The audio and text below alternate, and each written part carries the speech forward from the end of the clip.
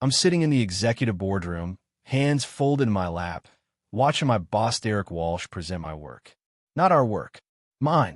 The DataStream analytics platform that I spent 14 months building from scratch. Every line of code, every algorithm, every breakthrough, all mine. Before I continue, we would like you to support our community and help us continue to creating high-quality content. We'd love for you to like, share, comment, and subscribe to our channel. Your engagement helps our videos reach a wider audience and inform our algorithm about the type of content you enjoy. If you'd like to stay up to date on our latest videos and be part of our growing community, please hit the notification bell. Your support means the world to us, and we can't wait to share more content with you in the future. Derek clicks through my slides, smiling confidently at CEO Victoria Brennan and the board members. His voice is smooth and practiced. This vision required a complete reimagining of how we approach real-time data analysis, he says, gesturing at my architecture diagrams. My stomach twists. He's describing my late nights, my breakthroughs, my innovations, as if they sprouted fully formed from his mind. Victoria leans forward, genuinely impressed. This is remarkable, Derek. How long did this take to develop? About a year, Derek replies. It required patience and strategic thinking. He glances at me with a warm smile. Of course, I had a great team supporting the execution. The board members nod approvingly. A few even look at me kindly, as if I should feel honored to have helped implement Derek's brilliant vision. My hands clench beneath the table. Supporting the execution. That's what he called me. The architect reduced to a hammer. But here's what Derek doesn't know. I document everything. Every email. Every decision, every timestamp. And right now, watching him bask in applause that should be mine, I realize something cold and clear. He doesn't just want credit. He enjoys this. The meeting ends with handshakes and congratulations. Derek accepts them all graciously, occasionally gesturing toward me with phrases like couldn't have done it without the team and great support system. I smile politely. I nod. I say nothing. Later, I find him alone in his office. I close the door quietly behind me. Derek, we need to talk about the presentation. He looks up from his phone, eyebrows raised. Then he laughs, not mockingly, but gently, like a patient teacher addressing a confused student. Alex, I hope you're not upset about the framing. You understand how these things work, right? He leans back in his chair. You're brilliant at execution. Genuinely brilliant. But I handle the vision, the strategy, the big picture. That's my role. My jaw tightens. I designed every aspect of DataStream. The architecture, the algorithms. And I gave you the freedom to do that. He interrupts smoothly. I created the environment where you could thrive. That's leadership, Alex. The room feels smaller suddenly. Derek's smile fades slightly, replaced by something more serious. Look, I'm saying this because I care about your career. People who publicly correct their leadership about credit, they don't tend to last long in organizations like this. It makes things awkward for everyone. He lets that hang in the air. I'm protecting you, he adds softly. Trust me on this. I leave his office without another word, my mind spinning. 3 days later, Victoria calls an impromptu strategy session. Derek sits beside her at the head of the conference table, looking relaxed and confident. I'm further down, laptop open, ready to take notes. Victoria dives straight into technical questions about DataStream's scalability. Walk me through how the system handles concurrent data streams from multiple sources. Derek starts to answer, but his explanation is vague. Surface level. He's describing what the system does, not how it works. Victoria's eyes narrow slightly. But specifically, how does the load balancing algorithm prioritize real-time processing? Derek hesitates. His smile wavers.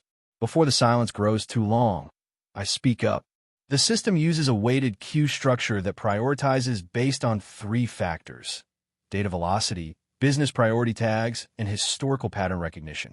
High-velocity streams get processed first unless they're flagged as low priority, in which case the algorithm creates a separate processing lane to prevent blocking. Victoria turns to me, studying my face carefully. The machine learning component predicts processing bottlenecks about 40 seconds in advance and reallocates resources preemptively. I continue. That's why we achieve 99.7% uptime, even during peak loads. The room is quiet for a moment. Interesting, Victoria says slowly, still looking at me. I feel Derek's eyes burning into the back of my head. I don't turn around. The next morning, the meeting recap email arrives in my inbox. I open it expecting to see my name listed as a contributor, maybe even a co-presenter. My name isn't there. The recap credits Derek Walsh as the sole architect and visionary behind DataStream. It describes his innovative approach and technical leadership. Under key decisions, every breakthrough I made is attributed to him. I scroll through the document slowly, my heart sinking with each line. Then I see something that makes my blood run cold. One critical decision, the switch from batch processing to real-time streaming, is credited to Derek on March 15th. Derek was on vacation in Hawaii on March 15th. I know because I called him that day to discuss whether we should make the switch. He told me to do whatever I thought was best because he was snorkeling and didn't want to think about work. I have the call logs. I have the email he sent the next day saying he trusted my judgment. But here, in this official company document, Derek Walsh made a crucial architectural decision on a day he wasn't even in the country. History is being rewritten, and someone approved this. I request a brief meeting with Derek the next afternoon. I bring printed copies of the recap document and my own records. There's an inconsistency in the project recap, I say calmly, pointing to the March 15th entry. You were on vacation that day. I made that decision and updated you via email. Derek doesn't even glance at the papers. He sits down his coffee and looks at me with something like concern. Alex, have you been sleeping enough? His voice is gentle. You've been working incredibly hard. Sometimes stress affects our memory.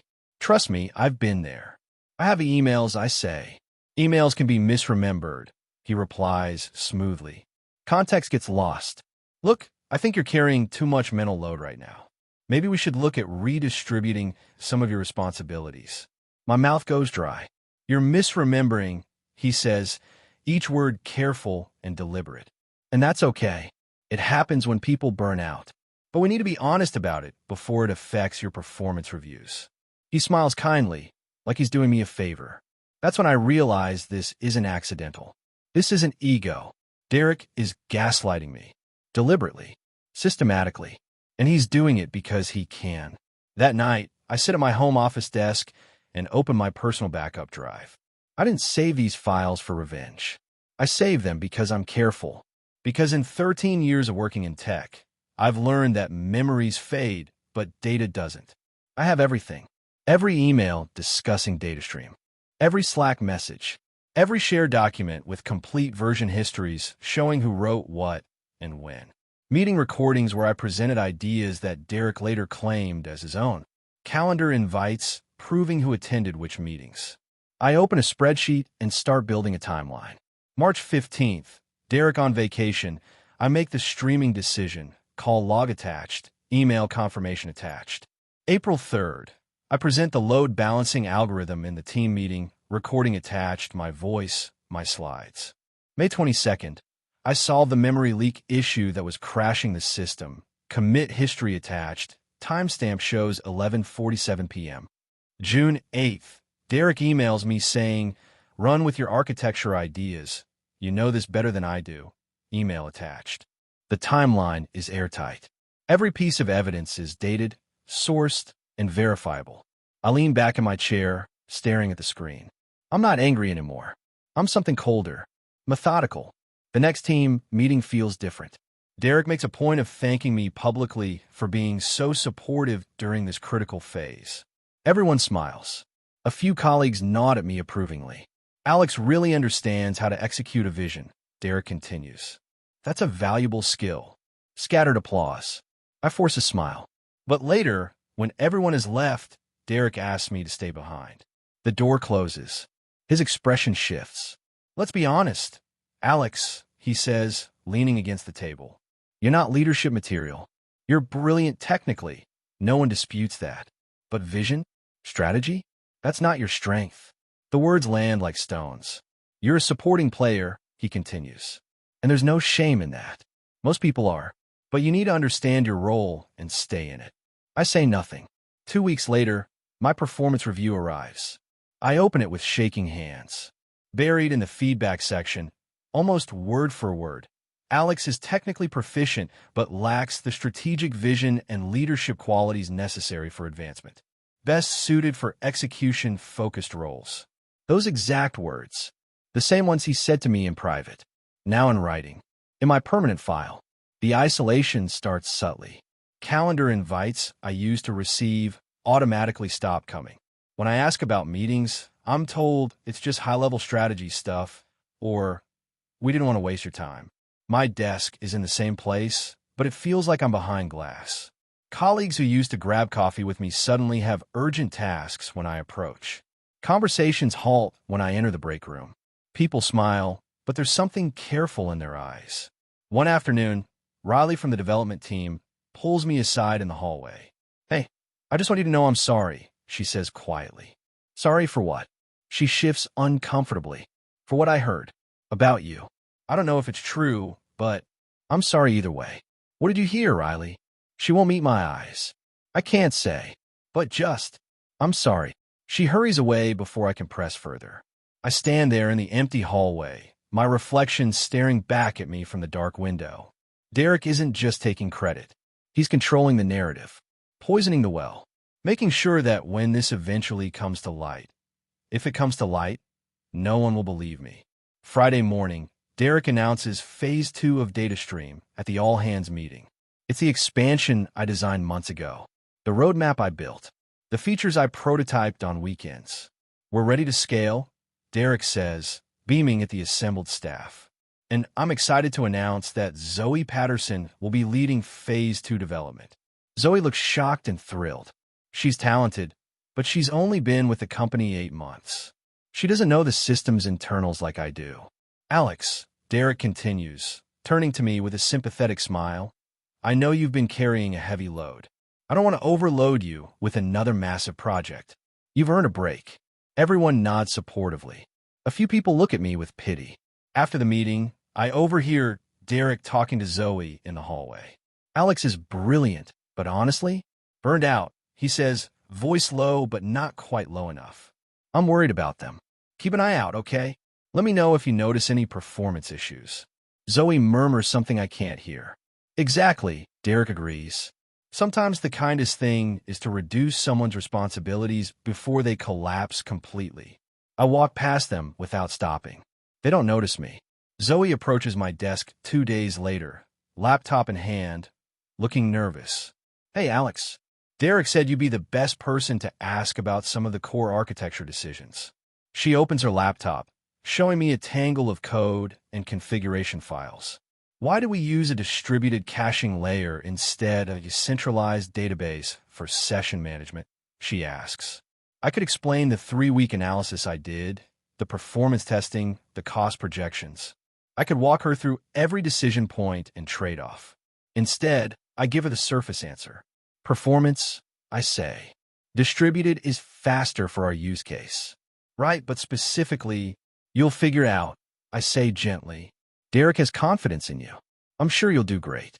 She leaves looking uncertain. Over the next 2 weeks, Zoe asks me 17 more questions. Each time, I answer truthfully but minimally. I don't elaborate. I don't offer insights. I don't save her from mistakes I can see coming. I'm not sabotaging her. I'm just not rescuing the project from its new leadership. The cracks start appearing in week 3. A memory leak in the session handler. Data inconsistencies in the caching layer. Performance degradation under load. All predictable. All preventable. All happening exactly as I knew they would. I'm walking past Derek's office late one afternoon when I hear his voice through the partially open door. He's alone, pacing, talking to himself, rehearsing. The distributed architecture was essential because he pauses, trying to remember. Because it allows for horizontal scaling without bottlenecks in the... He's practicing for something. A presentation? A meeting? But his answers are wrong. Confidently wrong. He doesn't understand the system he claims to have designed. I keep walking, but I hear him mutter, "No, wait, that's not right." He shuffles papers. Alex would know this. Where are those notes? 15 minutes later, my phone buzzes. Derek Walsh. Hey, can you send me your technical notes on DataStream's architecture? Want to make sure I have everything for the investor meeting next week. My technical notes. The documentation I created. The internal wiki I maintained. You want me to hand him the answers so he can pretend he wrote them. I stare at the message for a long moment. Then I type, sure, sending now. I open my documentation repository and export everything exactly as I wrote it. Every note, every diagram, every technical decision log. But here's what Derek doesn't realize. I'm meticulous about attribution. Every document has my name in the metadata. Every file shows creation and modification timestamps. Every version history is intact, showing exactly who wrote what and when. I don't scrub any of it. I don't hide anything. I send him the complete archive in a zip file. Datastream_technical_documentation_complete.zip. Derek replies immediately. Perfect, thanks. 3 hours later, I get a notification. Derek has forwarded my entire documentation package to Victoria Brennan and the investor relations team. Without reviewing it, without checking the metadata, without realizing that every single file is stamped with my name, my timestamps, my authorship. I sit back in my chair, a strange calm settling over me. He just gave them the receipts. All of them. The follow-up investor meeting is scheduled for Tuesday morning. Derek sends a cheerful email to the team. Excited to showcase DataStream's evolution. This is going to be a great discussion. I arrive at the boardroom 5 minutes early. Derek is already there, setting up his laptop, looking confident. He's wearing his expensive navy suit, his winning meetings outfit. Victoria arrives with 2 investors and the CFO, Warren Hayes. Everyone takes their seats. Let's dive right in, Victoria says. Derek, walk us through the technical foundation and how we're positioned for Phase 2. Derek smiles. Absolutely. DataStream's architecture is built on a revolutionary approach to real-time data processing. He starts strong, using my documentation almost word for word. The investors nod along. Then Victoria interrupts with a question. You mentioned distributed caching. Why that choice over a centralized model? Derek pauses, just for a second. Well, it's about scalability. Specifically, Victoria presses. What were the trade-offs you evaluated? Derek's smile tightens. Performance versus complexity. We prioritize performance. At what cost differential? Derek blinks. The cost analysis showed. He trails off. The room shifts. Subtle, but I feel it. Victoria's eyes narrow slightly. The questions start getting specific. I watch Derek struggle through increasingly technical questions. He's improvising now, using buzzwords, hoping something will stick. The quantum efficiency of the data pipeline, he starts. Quantum efficiency isn't a term we use in this context, Victoria says flatly. Derek laughs, trying to recover. Right, sorry, I meant processing efficiency. I know the real answer. I built the system, but I say nothing. Derek fumbles through another vague explanation. Then he notices me sitting quietly, and something in his expression shifts. You know what? He says, forcing a smile. Alex gets really passionate about these technical details. It's adorable how deep they dive into the weeds. A few polite chuckles ripple through the room. Alex, why don't you jump in here? Derek says, gesturing to me like he's being generous. But Victoria doesn't laugh. She's watching both of us carefully. Actually, Derek, she says, I'd like you to explain the architectural decisions. You designed this system, correct? Of course, Derek says. I just meant Alex could provide the granular. Explain it, Victoria says. The room goes quiet. Derek starts talking again. Faster now, using bigger words, throwing out frameworks and methodologies. But underneath the confidence, I can hear it. He's guessing. Victoria leans forward. Let's focus on one specific decision. In the March technical review, you proposed switching from batch processing to real-time streaming. Walk me through that decision-making process. March, the month Derek was in Hawaii. Derek shifts in his seat. Right, so the batch processing was creating latency issues. What latency issues specifically? Warren asks. User experience delays, data staleness. Derek's hands move as he talks, Like motion will compensate for substance. What was the measured latency? Victoria asks. Derek pauses. It varied depending on load. Give me an average. Roughly 30 to 40 seconds? I press my lips together. The actual latency was 3 to 4 seconds. He's off by an order of magnitude. And the real-time streaming solved this how? Victoria continues. Derek launches into an explanation of streaming architecture that sounds plausible but is technically backwards. He's describing the problem, not the solution. Warren glances at Victoria. Something unspoken passes between them. That's interesting, Victoria says, because the documentation I reviewed described a different approach. She opens her laptop. Derek's face pales slightly. In fact, Victoria continues, scrolling through something on her screen. The documentation is quite detailed, very technical, very specific. She turns her laptop around. On the screen, my architecture notes, complete with my name in the header, my timestamp, my authorship. Derek sees it too. Explain something to me, Derek, Victoria says quietly. Why isn't Alex's name on any of the official reports? Derek recovers quickly. Too quickly. That's his tell. When he's panicking, he gets smoother. Oh, that's just a formatting issue, he says with a dismissive wave. Technical documentation often lists whoever created the file, but the intellectual ownership. I'm not talking about file metadata, Victoria interrupts.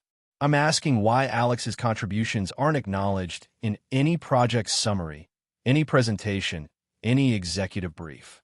Derek's smile strains. Because Alex contributed to execution, not strategy. I provided the vision and direction. Did you create this architecture diagram? Victoria turns her laptop again, showing one of my detailed system schematics. The vision behind it, yes. Did you write this code? She pulls up a commit history. I supervised the development.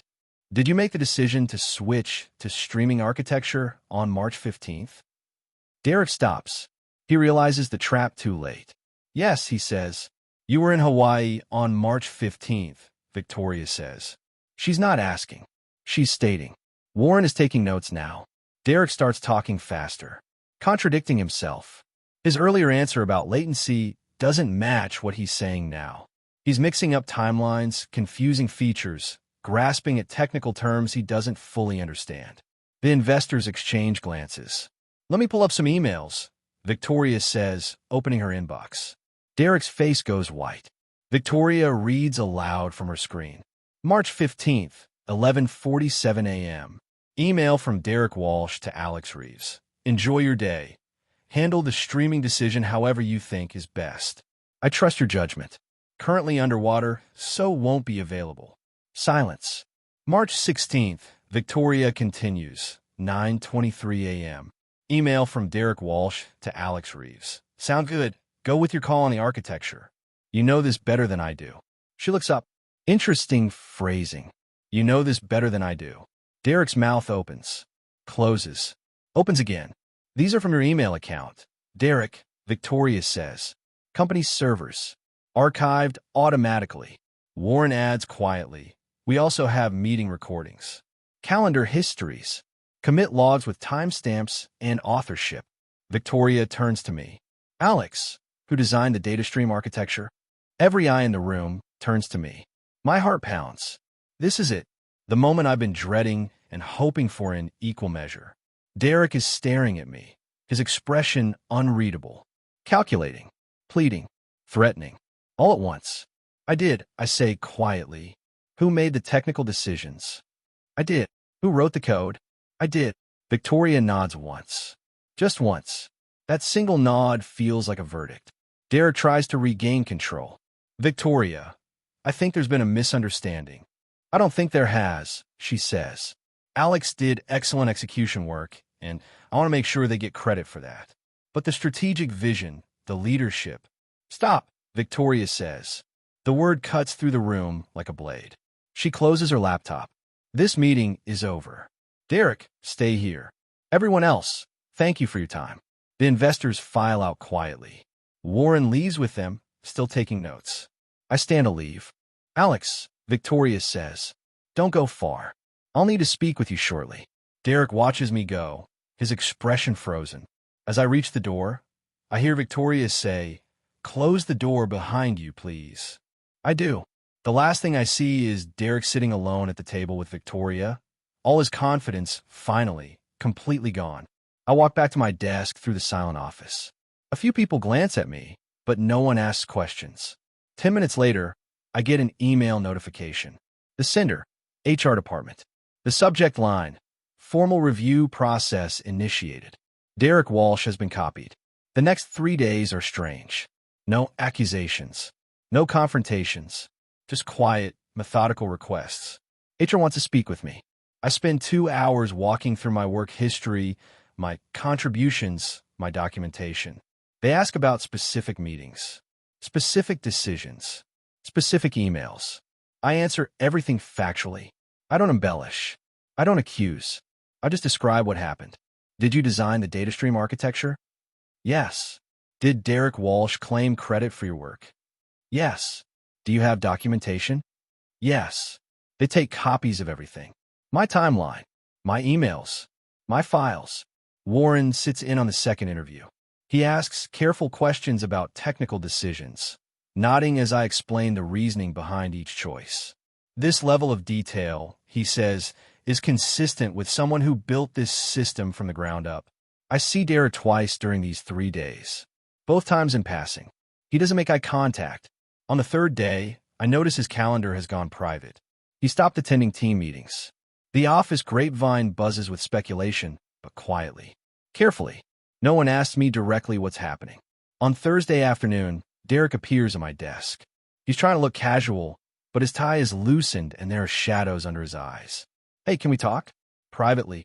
His voice is friendly, almost too friendly. We move to an empty conference room. Derek closes the door and leans against the table, arms crossed. "Look, I think we need to align our narrative here," he says. I say nothing. There's been some confusion about roles and contributions. It happens in big projects. But I think if we both tell the same story, we can clear this up and move forward. Together. He waits for me to respond. I don't. I'm willing to acknowledge your technical contributions more explicitly, he continues. We can call you a co-architect or something. That works, right? We both get credit. Win-win. His smile is strained. I've already given HR my statement. I say quietly. Derek's smile falters. What did you tell them? The truth. Alex, come on. Don't be naive about this. You think honesty matters here? It's about perception. It's about how we frame things. I frame them accurately. Derek's expression hardens. You're making a mistake. You don't want to be the person who creates problems for leadership. That's not how you build a career. I meet his eyes. I'm not building a career on lies. He stares at me for a long moment.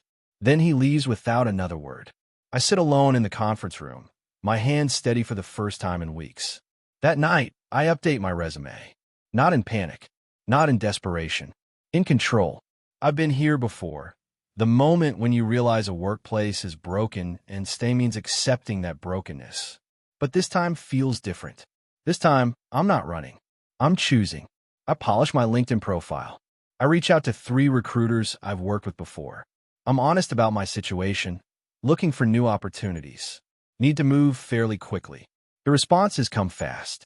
By Friday afternoon, I have 2 exploratory calls scheduled. By Monday, I have 3 formal interviews lined up. One recruiter, Paolo, asks directly, "What's driving the urgency?" Credit theft, I say simply. I built something significant. Someone else claimed it. I have documentation. It's being addressed, but I need to move on. There's a pause. Then Paolo says, "Send me your portfolio. If you have receipts, we have companies that'll value that kind of integrity." Wednesday morning, I get a call from a company called Vertex Analytics. The VP of Engineering, Amara Chun. Wait, I can't use Chun. The VP of Engineering, Amara Foster, wants to speak with me directly. The conversation lasts 90 minutes. She asks technical questions that only the real architect could answer. I answer all of them. "When can you start?" she asks. The offer from Vertex arrives Friday morning. The base salary is 40% higher than what I make now. The title is Senior Principal Engineer. The signing bonus alone is more than I made in my first 2 years in tech. But what strikes me most is the email from Amara that comes with the offer. Alex, we did our homework on DataStream. We spoke with people who've seen your work. Everything we learned confirmed you're the real architect. The question we kept asking ourselves, why did you stay so long? I stared at that question for a long time. Why did I stay? Loyalty? Fear? Misplaced hope that honesty would eventually matter? The next morning, Victoria sends me a meeting request. 30-minute 1:1. Confidential. Derek is still absent from all team meetings. His calendar remains private. When I check Slack, his status hasn't updated in 4 days. Phase 2 is struggling. Zoe sends me desperate Slack messages asking for help with cascading failures in the caching layer. I send her documentation links. I don't ignore her, but I don't save the project either. The clients are starting to notice. Error reports pile up. Derek is supposed to present a progress update to stakeholders on Tuesday. Monday afternoon, I hear he canceled it. No explanation given. Just canceled. Tuesday morning, the stakeholder meeting happens anyway. Without Derek, Victoria presents instead, but the technical questions come fast and she can't answer them. She tries to redirect to Zoe, but Zoe is drowning. One client, the head of a major financial firm, interrupts. I'm sorry, but where's the architect? Where's the person who built this system? We're experiencing some internal transitions, Victoria says carefully. Then transition us to someone who knows what they're talking about, the client snaps. We're deploying this to production in 6 weeks. These failures are unacceptable. Another client chimes in. We were told DataStream was enterprise ready. What we're seeing is a system that crashes under load. By the end of the meeting, 2 clients have formally requested technical escalation. One has hinted at contract penalties. The failure is public now. Visible. Undeniable. That afternoon, Derek is pulled into a closed-door meeting with Victoria and Warren. It lasts 14 minutes. When he emerges, his face is gray. He walks straight to his office, grabs his bag, and leaves without speaking to anyone. His nameplate is still on his door, but his computer is locked. His access badge doesn't work when he tries to re-enter the building an hour later to get something he forgot. I don't see the meeting happen, but I hear about it from Riley. Victoria didn't yell, didn't accuse, didn't lecture. She just observed. She let Derek try to explain the technical failures. Let him make excuses. Let him blame resource constraints, timeline pressures, team inexperience. Then she asked one question. If you designed this system, why can't you fix it? Derek apparently tried to argue that he was focused on strategy, not implementation details. Victoria replied, the strategy is failing. The implementation is failing. You claimed ownership of both. So explain what you actually contributed. He couldn't. According to Riley, who heard it from someone in HR, Victoria sat silent for nearly a minute, just watching Derek scramble for an answer. Then she said quietly, we'll be conducting a formal review of your role and contributions. In the meantime, you're being reassigned pending the outcome. Reassigned, not fired, not suspended, just removed from the project, from leadership, from visibility. I get a calendar notification that evening. Another all-hands meeting. Thursday morning. The subject line, organizational updates. Derek isn't invited. The calendar invite drops Wednesday morning. All contributors, DataStream discussion, required attendance. All contributors. Not leadership team. Not stakeholders. Contributors. I scan the attendee list. My name is there. Zoe's name. The entire original development team. Derek's name is conspicuously absent. Riley messages me. Do you know what this is about? I don't respond. The office feels different that day. Tension hums beneath every conversation. People speak in low voices. Glances dart toward Derek's empty office. Someone asks me directly, is Derek coming back? I don't know. I say honestly. But I see something in their face, a flicker of understanding, like they're piecing together things they've suspected but never said aloud. Wednesday afternoon, Derek sends me an email. The subject line is blank. The message is 2 lines. We need to talk before Thursday. Please. I stare at it for a full minute. Then I archive it without responding. That evening, I get a text from a number I don't recognize. Alex, it's Derek. Please Please call me. This is important. I block the number. Thursday morning arrives. I dress carefully. Not fancy, just professional. Composed. I arrive at the conference room early. Derek is standing outside the door, looking desperate. When he sees me, he steps forward. Alex, please. I need to get to the meeting, I say quietly. His hand moves like he might grab my arm, then stops. Don't do this, he whispers. I walk past him into the room. Victoria is already there. So is Warren. So are the contributors. Derek tries to follow me in. This meeting is for contributors only, Victoria says.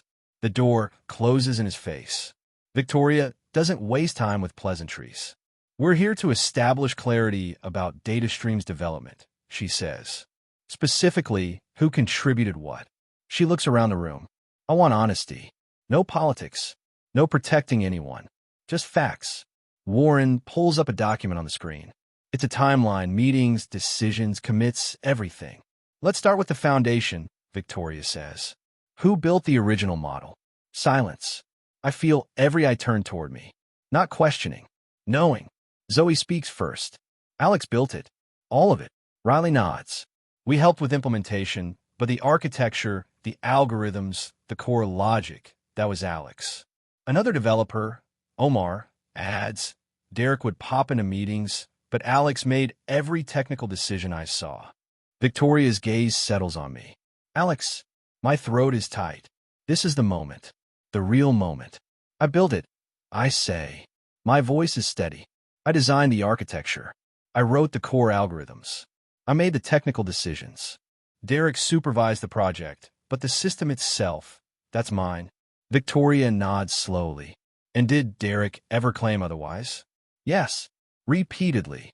In front of executives? Yes. In official documentation? Yes. Warren typed something. Victoria looks at the rest of the team. Anyone disagree with Alex's account? No one speaks. All right, Victoria says. That's what I needed to know. The questions continue, but they're different now. Not accusatory. Clarifying. Walk me through the March 15th decision. Warren says. I do. Calmly. Factually.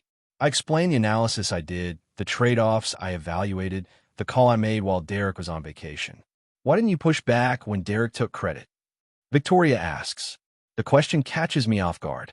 I pause, choosing my words carefully. I thought honesty would eventually matter, that the work would speak for itself. And when it didn't, I documented everything. I waited. Victoria's expression is unreadable. You waited for what? For the right moment. For questions I could answer honestly. Something flickers in her eyes. Respect, maybe. You never lied? No. Never exaggerated your contributions? No. Never sabotaged Derek's presentations? No. I just didn't save him from questions he should have been able to answer himself. Warren actually smiles at that. Just a tiny quirk of his mouth. The meeting continues for another hour. Every decision, every innovation, every breakthrough gets traced back to its source. By the end, the picture is crystal clear. Victoria closes her laptop. Thank you all for your honesty. This discussion stays confidential. We'll follow up individually as needed. We file out quietly. Derek is nowhere to be seen, but I notice his office door is now closed and locked. The next day is Friday. The office is quiet. No shouting, no drama, no emergency meetings. Just understanding. People know something happened, even if they don't know exactly what. The atmosphere has shifted. I get called into Victoria's office mid-morning. She's alone this time. The door closes behind me. Sit, she says. Not unkindly. I sit. Derek Walsh has been reassigned pending a formal review, she says. That review will take 2 to 3 weeks. But between us, the outcome is already clear. I nod. I owe you an apology, Victoria continues. I should have asked harder questions sooner. I should have noticed the discrepancies. I didn't, and that's on me. Thank you, I say quietly. She leans back. I also owe you recognition. Publicly. How do you want to handle that? I wasn't expecting the question. I don't need a parade, I say. I just need accurate attribution. My name on the work I did. Victoria nods. Done.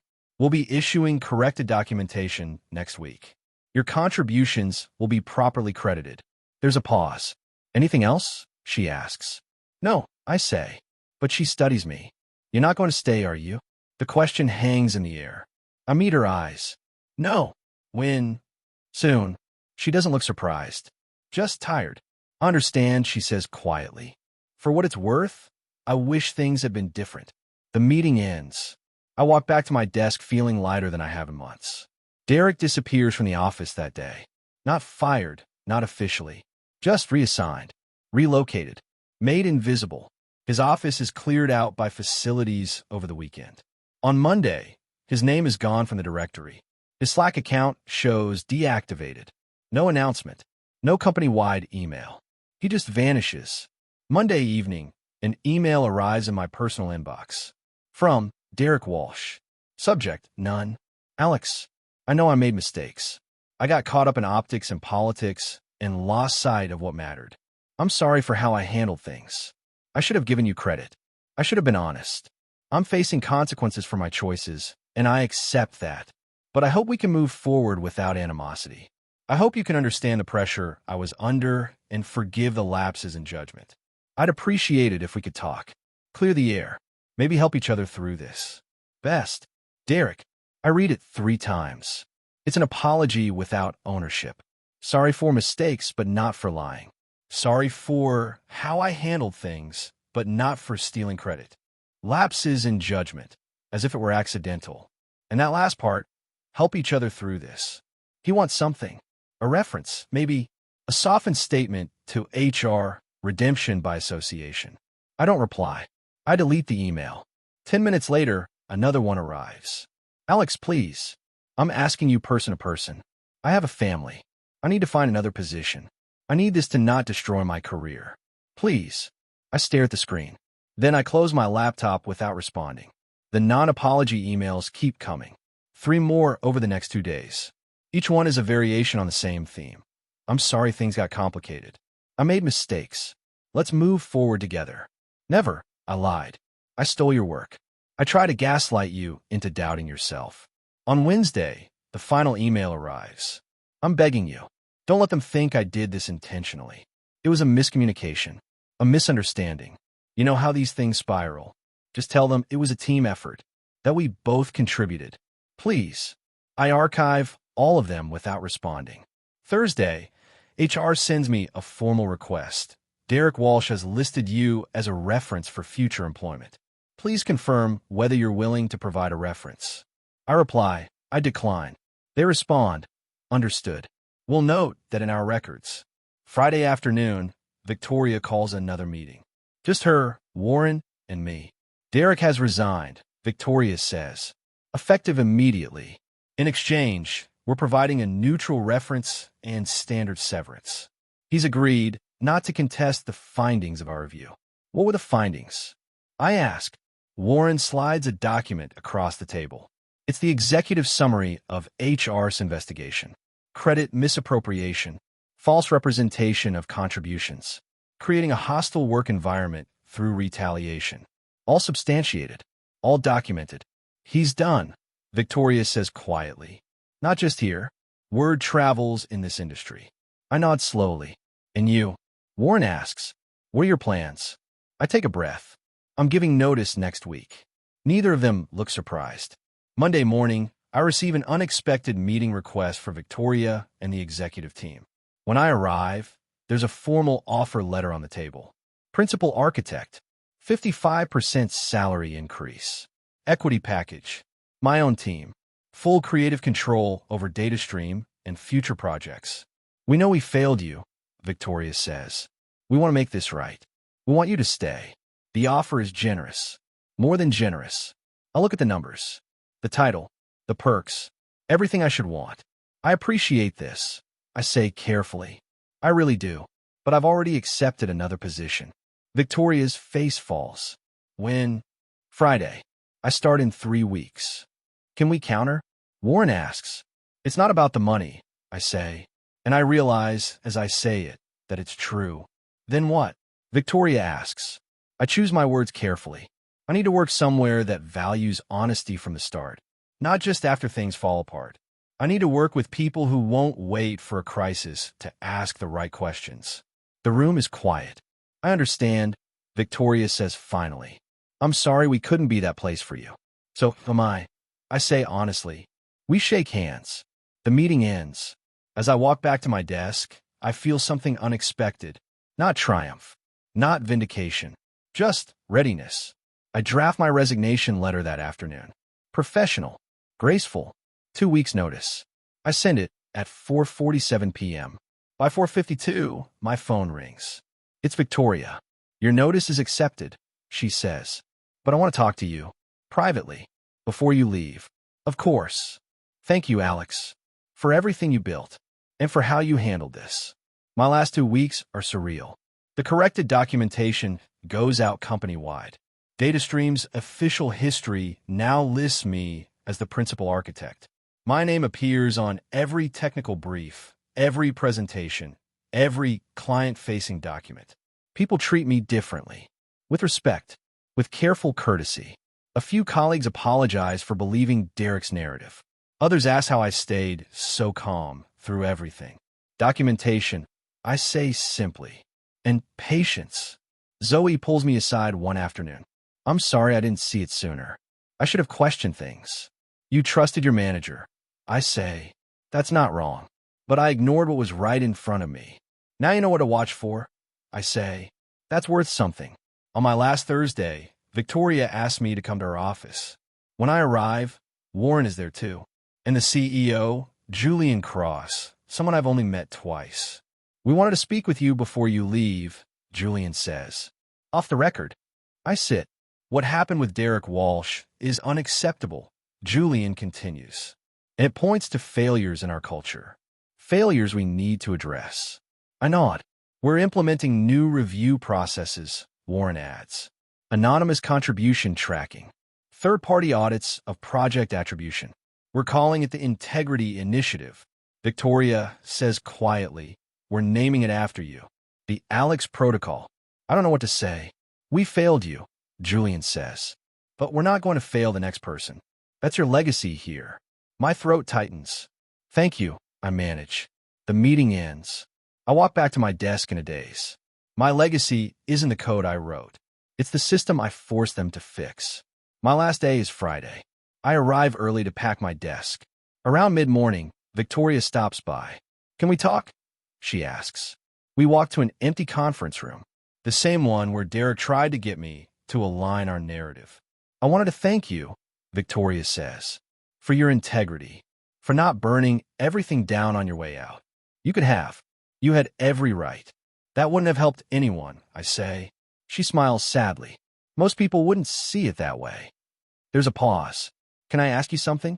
Victoria says. Honestly, of course. Did you know Derek would collapse under scrutiny? Is that why you stayed quiet at first? I consider the question. No, I say finally. I stayed quiet because I thought the work mattered more than the credit.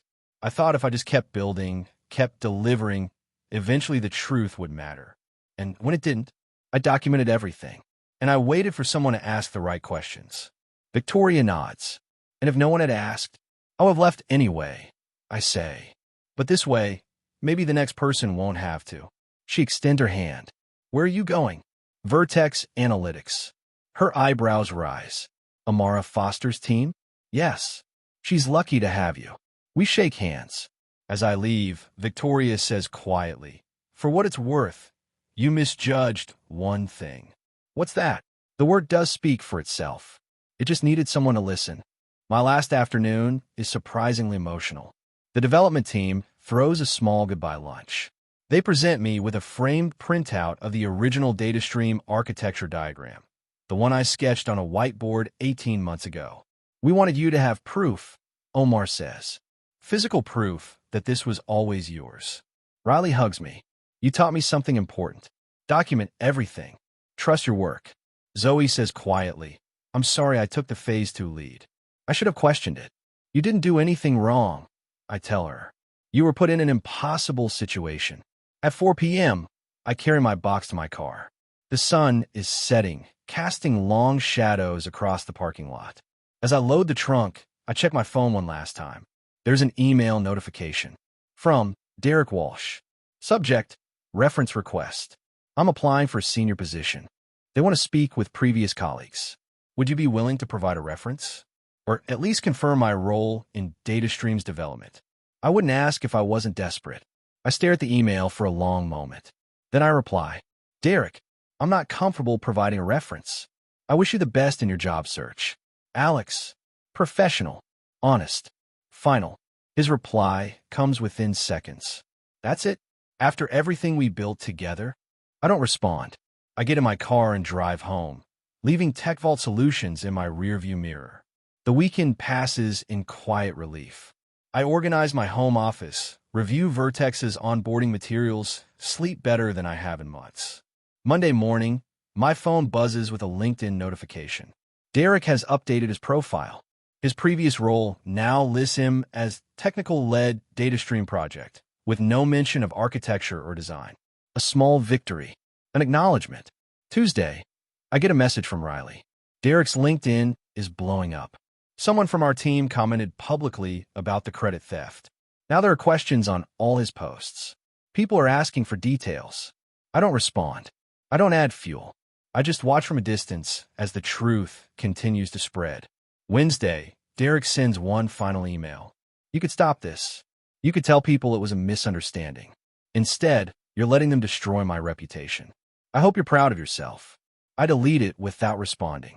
Thursday morning, I get a call from former colleague at TechVault, someone who left before the Derek situation exploded.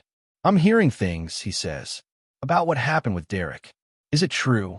Yes, I say simply. Damn, I always wondered about him.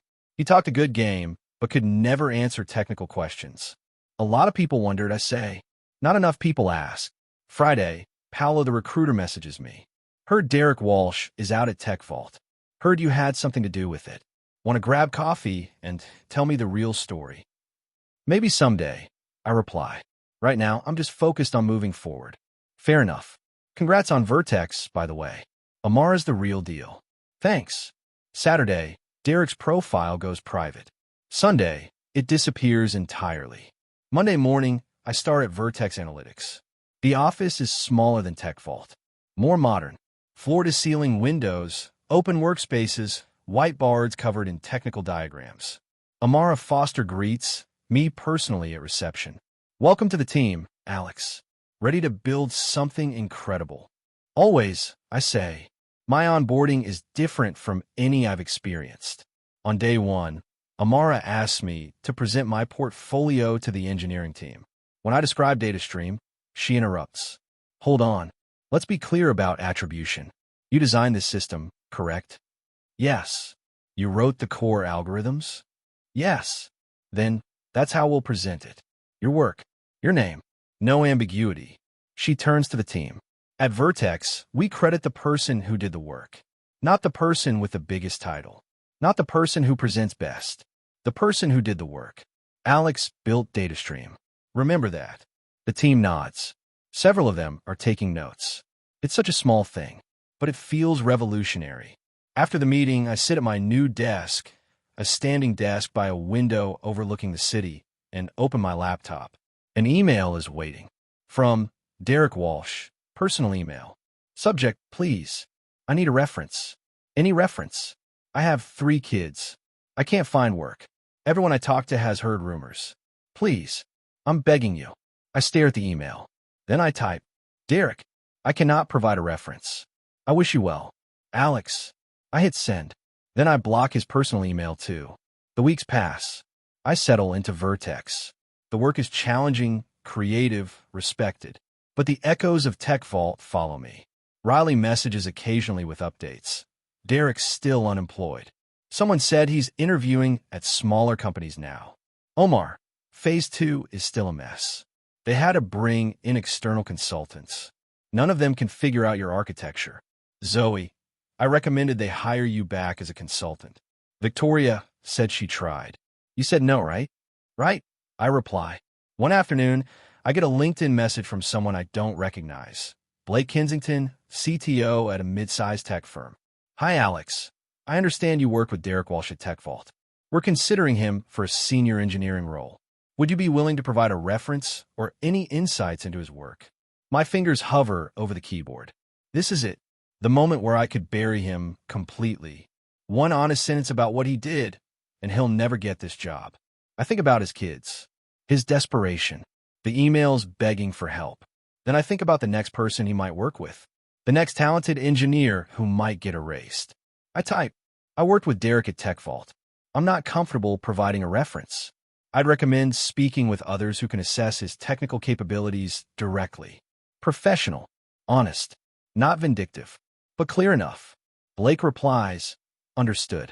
Thank you for your candor. 3 days later, Riley messages, Derek didn't get the job at that startup. Word is they talked to people at TechVault. I don't reply. His reputation is gone. Not because I destroyed it, because he built it on lies, and lies collapse eventually.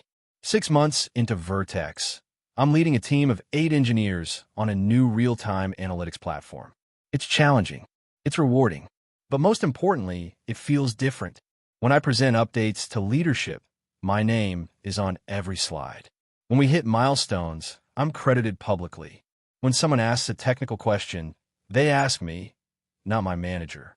One day, Amara pulls me into a one-on-one.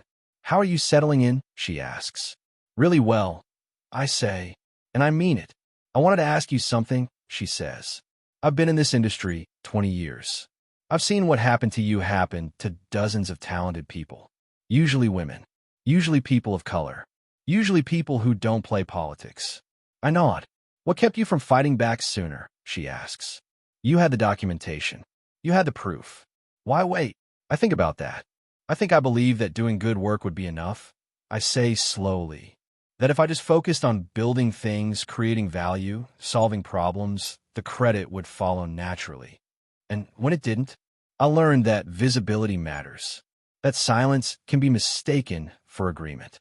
That documentation without advocacy is just a diary. Amara nods. That's wise. What would you tell someone in that situation now? Document everything. I say immediately, but also speak up earlier. Don't wait for catastrophe to force the conversation. And if speaking up doesn't work, leave. Don't sacrifice your integrity for a company that doesn't value it. Amara smiles. I'm going to quote you on that. 2 weeks later, she does, in a company-wide memo about engineering culture and attribution practices. My words, my name, my experience. Finally, properly credited. A year after leaving TechVault, I'm keynoting a tech conference on building ethical engineering cultures. As I stand backstage, waiting to go on, I think about the journey. The humiliation of watching Derek steal my work. The isolation of being gaslit. The quiet rage of documentation. The vindication of truth finally being heard. But mostly, I think about the lesson I learned. Staying calm wasn't weakness. It was strategy. I didn't yell. I didn't threaten. I didn't sabotage. I documented. I waited. I answered honestly when asked. And that was more powerful than any confrontation could have been. The moderator introduces me. Please welcome Alex Reeves, principal architect at Vertex Analytics and creator of the DataStream platform. My platform. My name. No ambiguity.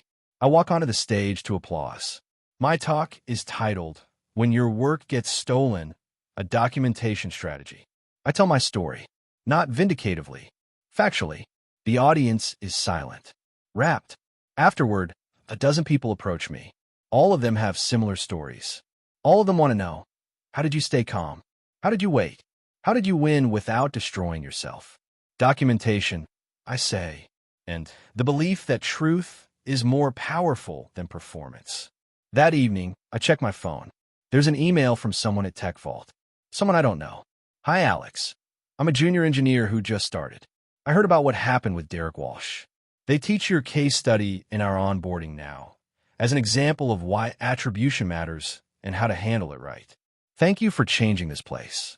I sit with that email for a long time. My legacy isn't the code. It's the culture shift I forced. 2 years later, I'm sitting in my home office, reviewing architecture plans for Vertex's newest platform. My phone buzzes. A calendar reminder. I open my old journal, the one where I documented everything during the Derek situation, and flip to a specific date. The day of that first board meeting. The day Derek presented my work as his vision. The day he stood in front of Victoria Brennan and the investors, smiling confidently, and erased me completely. I remember my hands clenched under the table, the sickness in my stomach, the humiliation. That was the day he won the room. But it was also the day he lost everything else. Because in that moment, he showed me exactly who he was. And I decided to document it. To wait. To let his lies build until they collapsed under their own weight. I didn't destroy Derek Walsh. He destroyed himself. I just refused to help him hide it. I closed the journal and set on my shelf next to my framed DataStream architecture diagram. These days, I mentor junior engineers at Vertex. I teach them about documentation, about integrity, about the long game. What if my boss takes credit for my work? One mini asked last week. Document everything, I said. Speak up early. If that doesn't work, be ready to walk. But never compromise your integrity for someone else's ego. Did you ever regret how you handled it? She asked. Do you wish you'd fought harder? I thought about that. No, I said finally. I fought exactly hard enough. Quietly. Strategically. And I won the only thing that matters. I kept myself. My phone buzzes again. An email from Amara. New project. Bigger scope. Your vision. Interested? I smile. Always I type back. Because that's what Derek never understood. The work was never about credit. It was about building something meaningful. But I've learned now that meaningful work deserves to be properly attributed.